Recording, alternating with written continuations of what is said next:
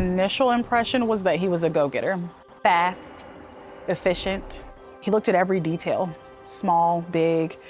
He got it done. And I needed that for myself, for my family. I think that was the biggest part of getting this done as quickly as possible, and he took care of that as best as he could. He worked around my schedule. By no means was he going to take no for an answer, in terms of even when I thought that I couldn't do it or that it was not going to happen for me because it hadn't happened in so long after trying for so long, that he was going to get it done. And by any means, within, certain boundaries. But I think that was my first impression, is that he wasn't going to give up on me, even when I wanted to give up on myself. We were still waiting on income verification from my employer.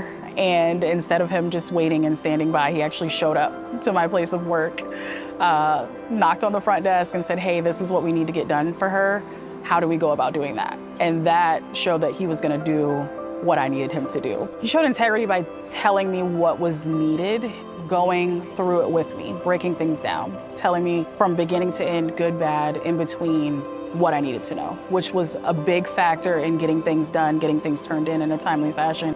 I think him being upfront, honest, and telling me this is gonna be a long ride, get ready, buckle up, but we're gonna get it done. And I think him being upfront and honest was the biggest part of it, and that's what I needed. Even when I heard things that I didn't want to hear or things that I didn't understand, he was honest from beginning to end.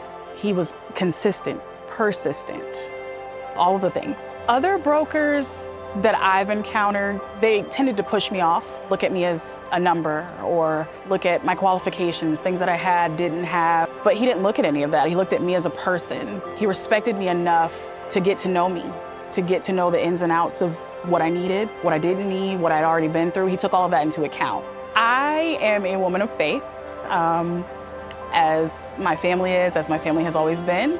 And at the closing table, my mom asked to pray, and she didn't want to sign any documents or do anything until we prayed.